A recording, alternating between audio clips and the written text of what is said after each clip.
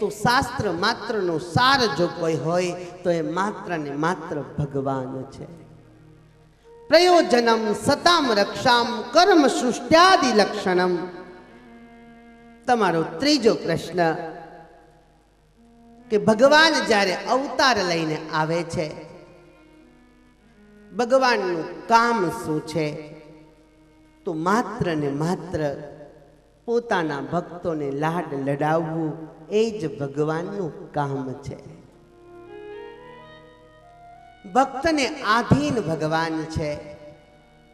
એ તો એમ કે છે, તુમ 2 કદમ ચલો હમ 10 કદમ ચલેંગે. એ તો અભયત્વને આપનારા છે.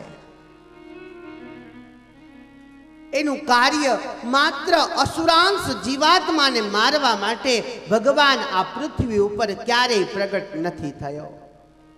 એની એક દ્રષ્ટિ પર એને 1000 કંસ ત્યાં ને ત્યાં રાખ બની જાય. કારણ એ તો કરતુમ અકર્તુમ અન્યથા કરતુમ સમર્થ જગદીશ્વર છે. જગદીશ્વરનું જીવ બનવું, જગદીશ્વરનું પ્રગટ થવું એનું કારણ માત્ર ને માત્ર પોતાના ભક્તો છે. લીમલી ગામનો એ સગ્રામ વાઘરી મૂળી મંદિરની અંદર એની બકરી જતી રહી. દૂરથી દરવાજો જોવે, લોકોને કે આ શું છે? તો કે આયા તો સાક્ષાત અનંત કોટી બ્રહ્માંડનો અધિપતિ પૂર્ણ પુરુષોત્તમ સ્વામિનારાયણ ભગવાન અહીંયા વાસ કરે છે. અને ત્યારે સગ્રામ વાઘરી એમ બોલે કે જો આ સ્વામિનારાયણ સાચો હોય ને, આ સ્વામિનારાયણ ભગવાન હોય ને, તો મારે ઘેર આવે, સામે ચાલી મારી પાસેથી સ્ત્રીના કપડાં માગે અને સ્ત્રીના કપડાં પહેરીને મને દર્શન આપે ને, તો આ ભગવાન સાચો. જે કોઈ દિવસ કોઈ યુનિવર્સિટીની અંદર ભણવા નથી ગયો, માત્ર આટલું કીધું ને ભગવાન રાત્રિના સમયે એકલા પહોંચી ગયા. બ્રહ્માનંદ સ્વામી, મુક્તાનંદ સ્વામી આદિ સંતો જવા ન દે. ભગવાન કે મારે આની ઈચ્છા પૂર્ણ કરવી છે.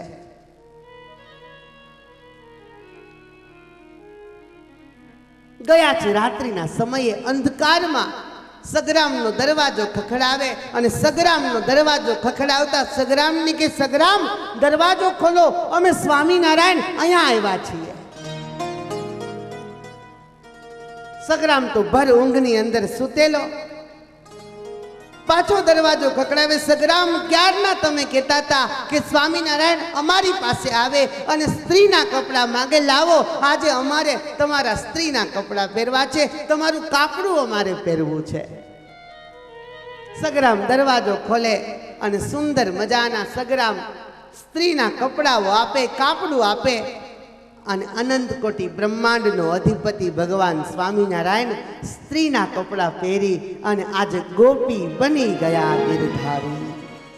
ગોપી બની ગયા ગિરધારી, ગોપી બની ગયા ગિરધારી, ગોપી બની ગયા ગિરધારી રે, ગોપી બની ગયા ગિરધારી, ગોપી બની ગયા ગિરધારી, ગોપી બની ગયા ગિરધારી. વાલે શ્વેત વસ્ત્રોને ઉતાર્યા રે, વાલે લાલ વસ્ત્રો તન ધાર્યા રે, ગોપી બની ગયા ગિરધારી, ગોપી બની ગયા ગિરધારી, ગોપી બની ગયા ગિરધારી રે, ગોપી બની ગયા ગિરધારી. એનું માત્ર ને માત્ર કામ પોતાના ભક્તોની ઈચ્છાઓ પૂર્ણ કરવાનું છે.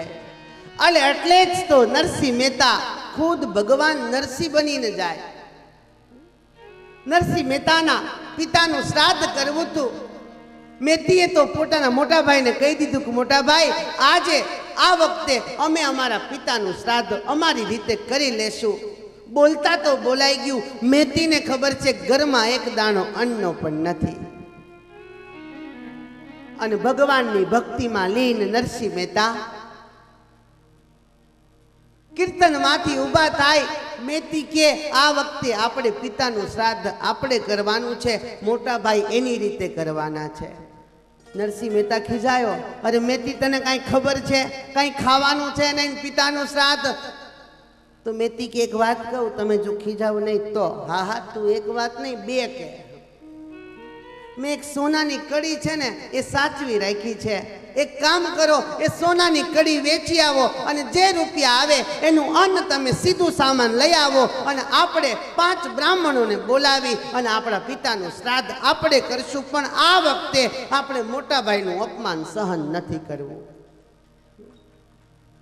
બરાબર. નરસિંહ મહેતા ગયા સોનીની દુકાને, વાડી આપી, રૂપિયા આવ્યા. હવે જેટલા રૂપિયા આવ્યા એનું તો સીધું આવ્યું બધું, પણ ઘી ઘટ્યું. સીધું લઈને આવે, મેતીને કે લ્યો મેતી તઈ બનાવો પિતાનું શ્રાદ્ધની ભોજન. મેતી કે બધી વસ્તુ સાચી, ઘી નથી. આલ્યો તપેલું અને ઘી લેતા આવો. મહેતા ઘી લેવા આવે. દુકાને જાય, દુકાનદારો મહેતાજીનું સ્વાગત કરે. બોલો બોલો ભગવાનના પરમ ભક્ત મહેતાજી, શું જોઈએ છે? અરે ભાઈ 2 કિલો ઘી જોઈએ છે. અરે 2 કિલો નહીં પણ 4 કિલો તમે લઈ જાઓ ને.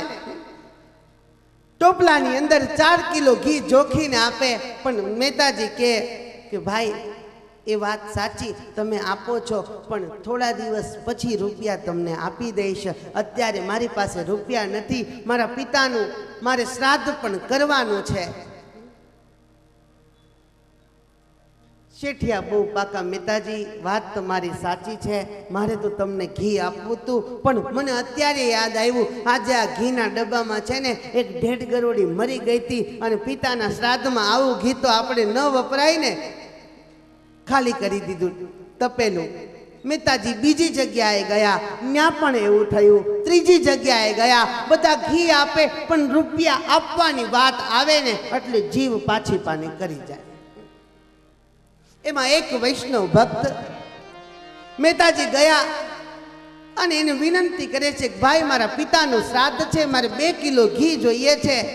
બધી વસ્તુઓ આવી ગઈ છે, ઘી બાકી છે, તમે અમને ઘી આપો. પેલો વૈષ્ણવ ભક્ત કે આપ તો પરમ વૈષ્ણવ છો, આલ્યો 2 કિલો ઘી, પણ ભાઈ પેલા વાત સાંભળ, મારી પાસે રૂપિયા નથી. મારી પાસે રૂપિયા નથી. હું તને વચન આપું છું કે અઠવાડિયામાં 10 દિવસમાં તારા રૂપિયા તને પાછા આપી દઈશ. પેલો વૈષ્ણવ ભક્ત, અરે મહેતા તમે વૈષ્ણવ અને હુંય વૈષ્ણવ, મારે રૂપિયા નથી જોતા. ના ભાઈ, હું રૂપિયા તને આપી દઈશ અને મારાથી એમ મફતમાં ન લેવાય. જો હું મફતમાં લઉં ને તો હું ભગવાનનો ભક્ત નહીં, મારી ભગવાનની ભક્તિમાં દાગ લાગે. પેલો વૈષ્ણવ ભક્ત કે અરે તમે વૈષ્ણવ છો? નહીં. તો એક કામ કરો, તમે કીર્તન ગાઓ. ये मुख गोविंद गोविंद गोपाल जो ધરણી ધરનું એ મુખ ગોવિંદ ગોવિંદ ગોપાલ ગોવિંદ, ધરણી ધરનું ધ્યાન ધરે. ये मुख गोविंद गोविंद गोपाल जो ધરણી ધરનું મુખ ગોવિંદ ગોવિંદ ગોપાલ ગોવિંદ, ધરણી ધરનું ધ્યાન ધરે. हिम्मत दीदी तपेगी हाथ जो ધરણી ધરનું હિમ્મત લીધી તપેલી હાથ જો, ધરણી ધરનું ધ્યાન ધરે. हिम्मत दीदी तपेली हाथ जो धरनी धरनु जान હિમ્મત લીધી તપેલી હાથ જો, ધરણી ધરનું ધ્યાન. અને નરસિંહ મહેતાને જોતું તો એને તો કોઈ કીર્તન સાંભળવા વાળું જોઈએ, એને કોઈ કેવું જોઈએ કે દાદા એક કીર્તન ગાવ ને. એક પછી એક કીર્તન ગાવા માંડ્યા. અહીંયા સંધ્યાનો સમય થઈ ગયો. મેતી રાહ જોવે, બહુ ખીજાય, હવે આવે એટલે આ વખતેનો વારો પાડી દઉં કે ભૂક્કો બોલાવી દઉં, ભાંગી નાખું, તોડી નાખું, ભૂકો કરી નાખું કે પણ નરસિંહ મહેતા તો ભગવાનના ભજનમાં એવા લીન થયા, જા પર કૃપા રઘુનાથ કી બાલ બાકો ન હોય. ભગવાન સ્વયં નરસિંહ મહેતા બનીને હાથમાં તપેલી લીધી, તપેલીમાં ઘી અને ભગવાન ગયા છે નરસિંહ મહેતા જ્યાં રહેતા હતા. લો મેતી, સાંભળો છો? આ ઘી લો. હવે તમારામાં તો બુદ્ધિ જેવું કઈ છે જ નહીં કે આ તમે બપોરના ગયા હતા, હવે સાંજે આવો છો. ભગવાન કે આ રોજનું થાતું લાગે છે. પણ શું થયું? બપોરના ઘી લેવા ગયા હતા, આ બધું શ્રાદ્ધનું બનાવવાનું બધું બાકી છે. અરે મેતી, તમે કાંઈ ચિંતા ન કરો. અને આપણો ઇતિહાસ એમ કે છે કે ઇન્દ્ર આદિક બધાયને ભગવાને આજ્ઞા કરી કે જાઓ, નરસિંહ મહેતાના પિતાનું શ્રાદ્ધ છે, તમે બધા રસોયા બનીને રસોઈની સેવા સ્વીકારો. ઇન્દ્ર સ્વર્ગનો રાજા એ રસોઈયો બને. આ ભક્તની અંદર તાકાત તમે જુઓ.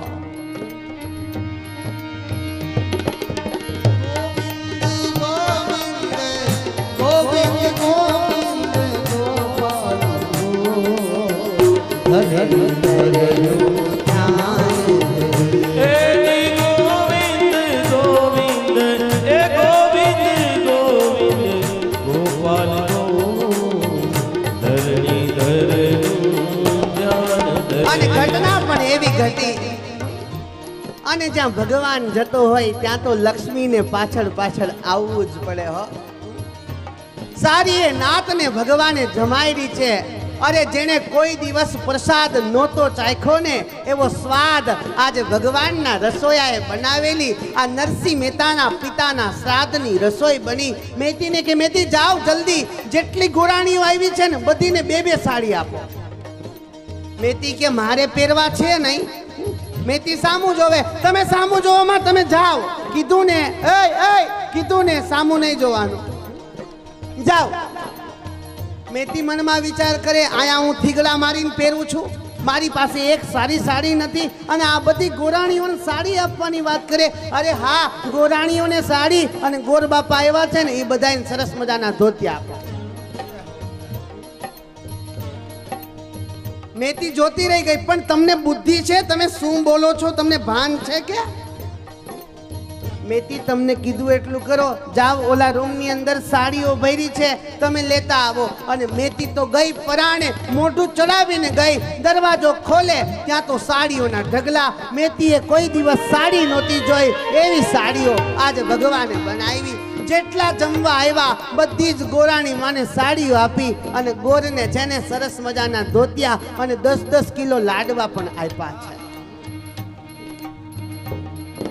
સોનાના પાતર આપ્યા, સોનાની થાળીઓ, સોનાના વાટકા, સોનાની ચમચી, સોનાના ગ્લાસ. અરે જે ભૂદેવો આવ્યા ને જોતા રહી ગયા. હે, તાંબામાં તો ખાધું તું.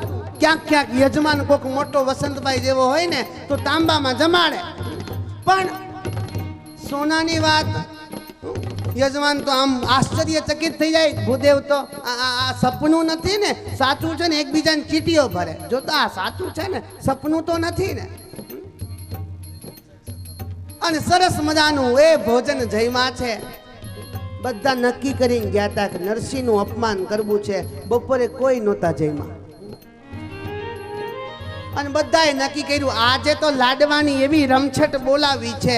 કોઈએ 70 લાડવા ખાધા, કોઈએ 50 ખાધા, અને કોઈ તો 1-1, 5-5, 10-10 કિલો બધા પોતાની પોતળીમાં નાખીને ગયા. હાથ ધોવાનું થઈ. નરસિંહ મહેતા કે આ બધું તમારે લઈ જવાનું છે. હે, આ સોનાની થાળી, હા હા આ તમારી બ્રહ્માર્પણમ, લઈ જાઓ. મેતી બધી જોવે, વિચાર કરે આ બધું શું છે, આ બધું આવ્યું ક્યાંથી. પણ મેતીને ખબર નથી, ઈ તારો મેતો નહીં, ઈ તો મારો કાળિયો ઠાકોર છે બાપ. એ મુખ ગોવિંદ ગોવિંદ ગોપાલ બોલ, ધરણી ધરનું ધ્યાન ધરે. મુખ ગોવિંદ ગોવિંદ ગોપાલ બોલ, ધરણી ધરનું ધ્યાન ધરે. એ મુખ ગોવિંદ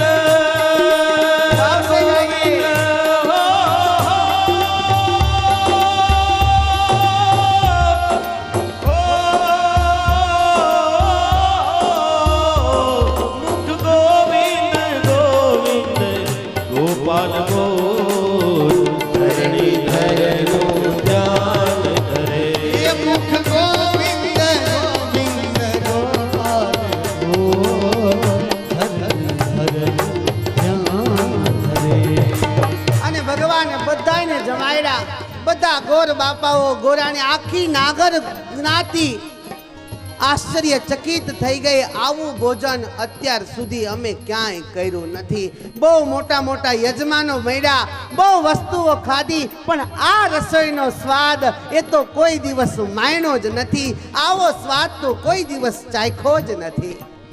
ભગવાન તો પોતાનું કામ કરી બધા આખી નાગર જ્ઞાતિને જમાડી અને ભગવાન મેતીને કહે છે કે હું થોડી વારમાં આવું છું, તમે આ બધું કરો. પણ મેતીના મનમાં આજ સંશય છે, આ બધું આવ્યું ક્યાંથી?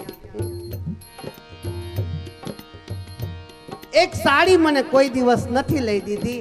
આજે આ બધી ગોરાણી માને પાછી એક એક નહીં 5-5 સાડી, 2-5 ધોતિયાઓ, સોનાની થાળી, સોનાનો વાટકો.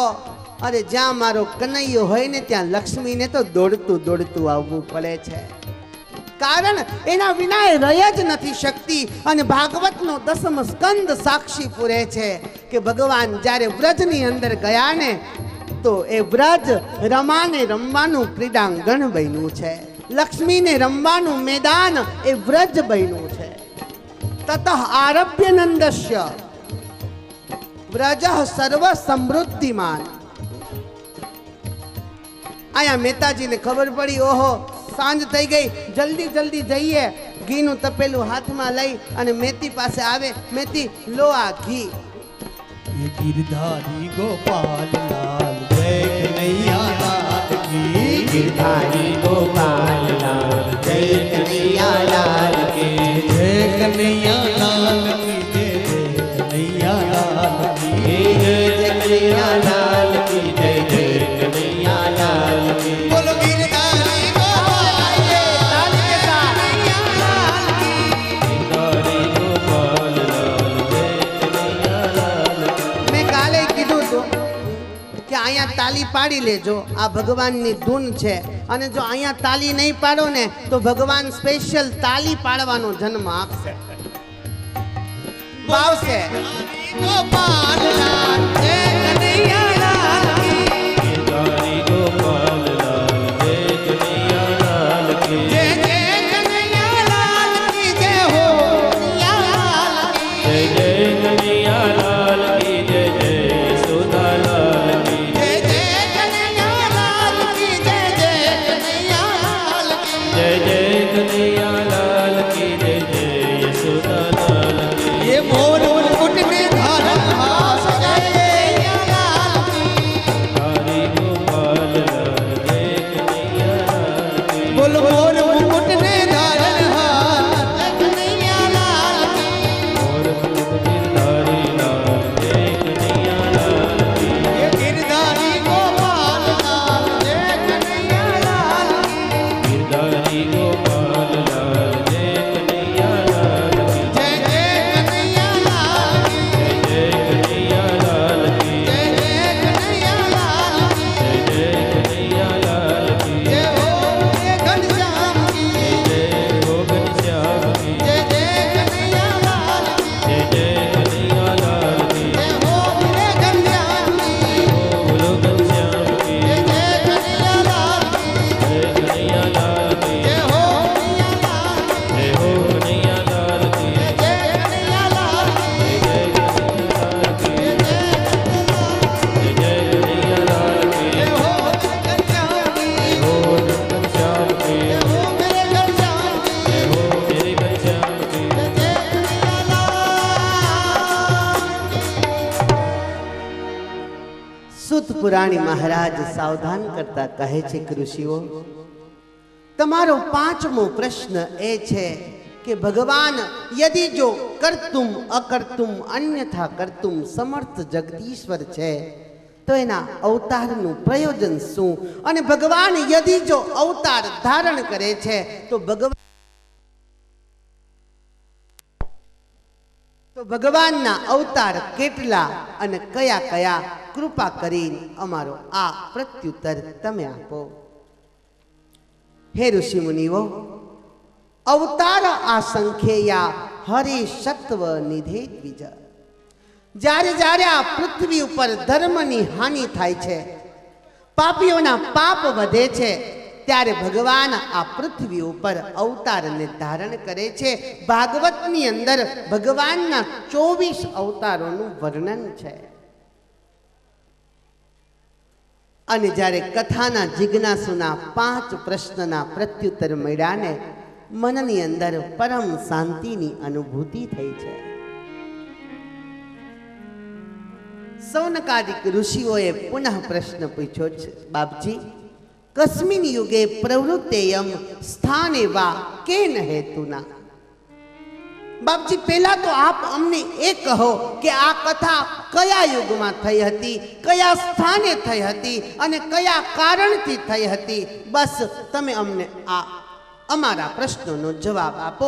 બાપજી, અમારા મનનો બીજો સંશય કે અમે એવું સાંભળ્યું છે કે વ્યાસજીએ ઘણા બધા શાસ્ત્ર રચ્યા, 17 પુરાણો રચતા હોવા છતાં પણ એમના મનની અંદર અશાંતિ થઈ હતી. તો વ્યાસ અને નારદનું મિલન ક્યાં થયું હતું અને મિલનની અંદર કઈ ઘટના ઘટી હતી? કૃપા કરીને આ વાત પણ તમે અમને કહો.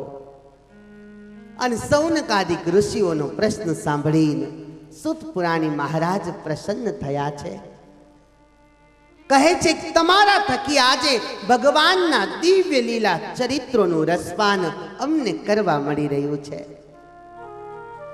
હે ઋષિઓ, સૌ પ્રથમ તો આ ભાગવત સંહિતા તૈયાર કેવી રીતે થઈ અને વ્યાસજીને અશાંતિ કેમ થઈ એની ગાથા હું તમને સંભળાવું છું. તમે ધ્યાનથી સાંભળો. દ્વાપરે શમુના પ્રાપ્તે તૃતીયે યુગ પર્યયે જાતઃ પરાસર યોગી વાસવ્યામ કલયા હરે. હે ઋષિઓ, દ્વાપર અને કલીના સંધિનો સમય છે. વસુકન્યા માતા સત્યવતી અને પિતા પરાશર થકી ભગવાન વ્યાસ નારાયણનું પ્રાગટ્ય થયું છે. બદ્રીનારાયણ ક્ષેત્રથી 3 કિલોમીટર દૂર જતા માના કરીને ગામ આવે, ત્યાંથી આગળ જતા સરસ્વતી અને મંદાકિનીના સંગમના કિનારે વ્યાસ નારાયણનો આશ્રમ છે. વ્યાસજીએ જીવોના હિતને વાસ્તે એક વેદના 4 વિભાગ કર્યા છે. સામવેદ, ઋગ્વેદ, અથર્વવેદ અને યજુર્વેદ. આ 4 વેદના વિસ્તાર કરી 4 વેદ પોતાના પ્રિય શિષ્યોને આપ્યા છે. 17 પુરાણોની રચના કરી છે, પણ મનની અંદર ક્યાંય શાંતિ નથી. શાંતિની ઝંખના આજે વ્યાસને સતાવી રહી છે. પોતાના આશ્રમના એક કિનારે આજે લમણે હાથ મૂકી અને વ્યાસ નારાયણ બેઠા છે. અને હે ઋષિઓ, એવામાં જ નારદજીનો ત્યાં પ્રવેશ થયો છે. નારદજી આવી અને વ્યાસની મુખાકૃતિ જોઈ અને નારદજીના મનની અંદર આજે ચિંતા થઈ છે. પુરાણી સાવધાન કરતા કહે છે કે ઋષિઓ, 17 પુરાણોને રચનાર વ્યાસના મનની અંદર આજે અશાંતિએ પ્રવેશ કર્યો છે. વિચારે છે કે આ જીવને વાસ્તે ન કરવાના કાર્યો બધા જ મેં કર્યા છે. મહાભારત જેવા મહાપુરાણને મેં રચ્યું છે, છતાંય મારા મનની અંદર ક્યાંય શાંતિ નથી. અને અશાંતિનો પ્રવેશ જ્યારે વ્યાસ નારાયણના હૃદયમાં થયો, પોતાના આશ્રમમાં બેસી અને આજે ઉદાસીન બન્યા છે. હે ઋષિઓ, એ જ સમયે નારદજીનો ત્યાં પ્રવેશ થયો છે. પણ આજે વ્યાસ નારાયણની મુખાકૃતિના દર્શન કરતાની સાથે જ નારદજીના મનની અંદર પણ દુઃખ છે. પારાસર્ય મહાભાગા ભવતઃ કચ્ચિદાત્મના પરિતુષ્યતિ શારીર આત્મા માનસ એવવા. હે પારાશર પુત્ર, તમે આટલા બધા ઉદાસ શા માટે છો?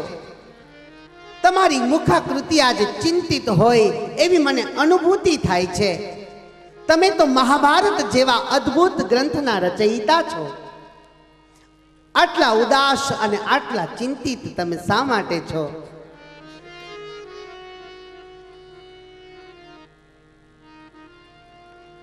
અને નારદજીનું આવું પૂછવાથી આજે વ્યાસનું હૃદય પીગળી ગયું છે. જીવનની અંદર એક વ્યક્તિને એવો આપણે રાખવાનો છે જેની પાસે આપણે માથું મૂકીને રડી શકીએ, જેની પાસે આપણા સારાએ દુઃખો આપણે વાગોડી શકીએ. અને નારદજીની સહાનુભૂતિ જ્યારે વેદ વ્યાસજીને મળી છે, વ્યાસનું હૃદય આજે હળવું બન્યું છે. આંખોમાંથી ચોધાર અશ્રુઓની ધારાઓ વ્યતીત કરતા વ્યાસ નારાયણ કહે છે કે નારદજી, મારું હૃદય સંતુષ્ટ નથી.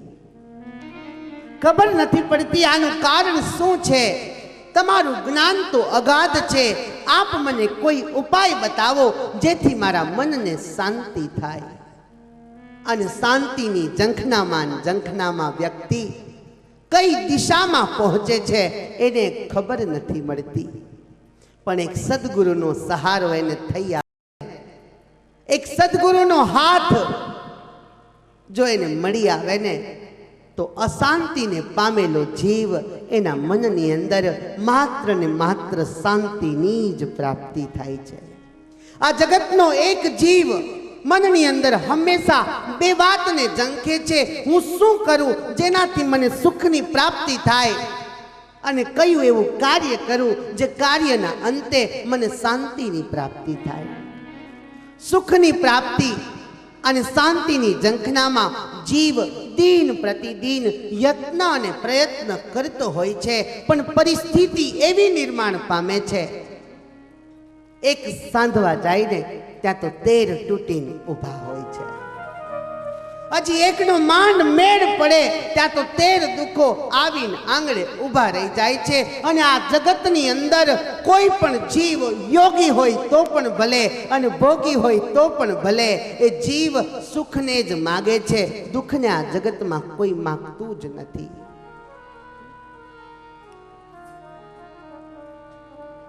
આ જગતને વેદનું જ્ઞાન આપનારા વ્યાસ નારાયણ, મહાભારત જેવા ગ્રંથને રચનારા વ્યાસ નારાયણ એના મનની અંદર આજે અશાંતિ ફેલાણી નારદજીને કહે છે કે મને ખબર નથી પડતી, જીવને માટે મેં કેટલા બધા શાસ્ત્ર રચ્યા છે, પણ આજે લોકોને શાંતિ મળી પણ મારું મન અશાંત છે. કૃપા કરી મને કંઈક ઉપાય આપ બતાવો.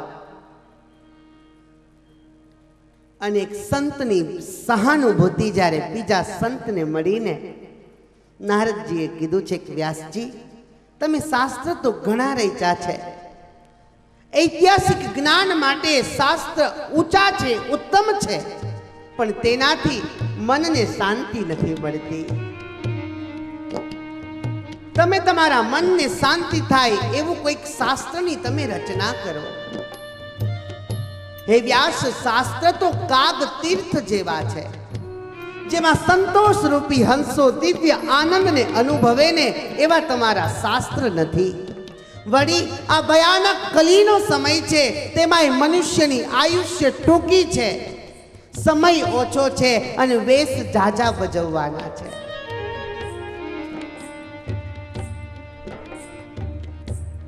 અનેક વિટંબનાથી જીવ આજે ગુંચવાયેલો છે અને તમારા જ્ઞાનની મંજિલ એ કેમ દુઃખ કાપી શકે?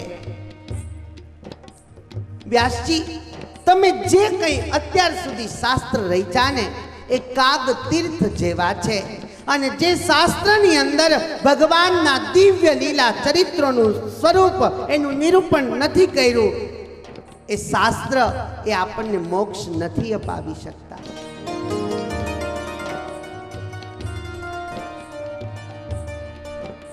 એક કામ કરો, તમે એક એવા શાસ્ત્રની રચના કરો જેમાં માત્ર ને માત્ર ભગવાનના દિવ્ય લીલા ચરિત્ર સિવાય બીજું કંઈ હોય જ નહીં.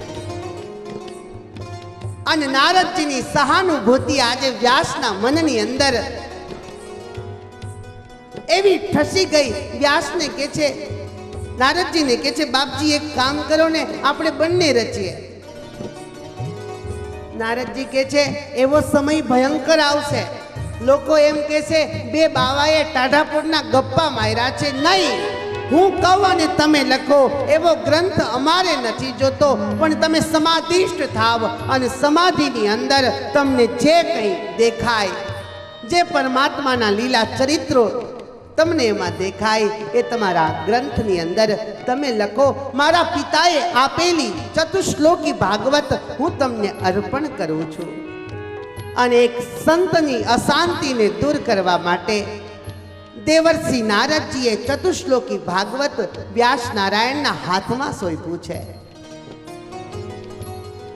ત્યાંથી ગયા.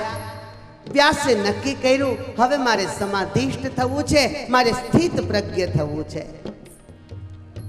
સવારનો પ્રાતકાળનો સમય છે અને પ્રાતકાળના સમયે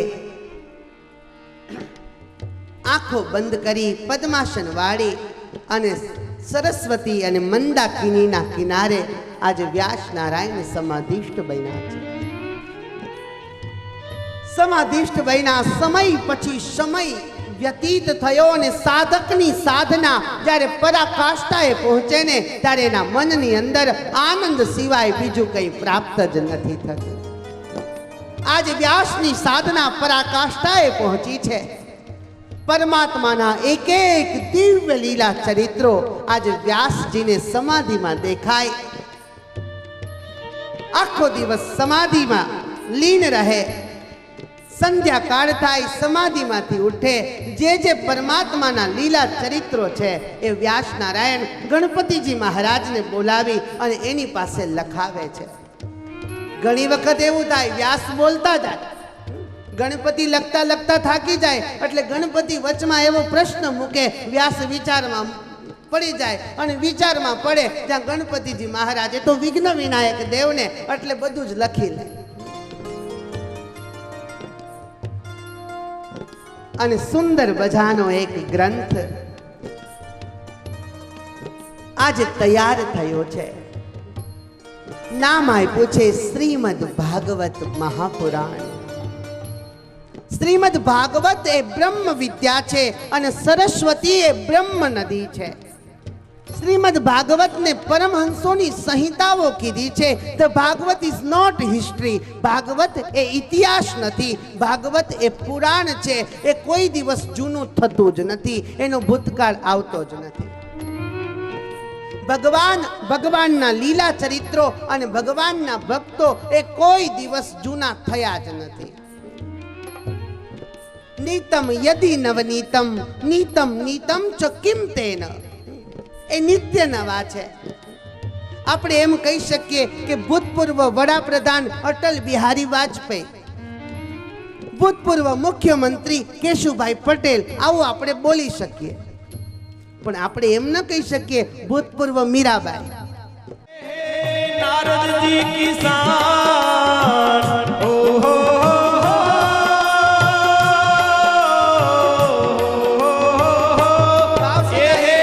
नारद जी किसान व्यास जी का ध्यान जय जय भागवत भगवान जय जय भागवत भगवान जय जय भागवत भगवान जय जय भागवत भगवान. ये है ऋषियों का ध्यान ओ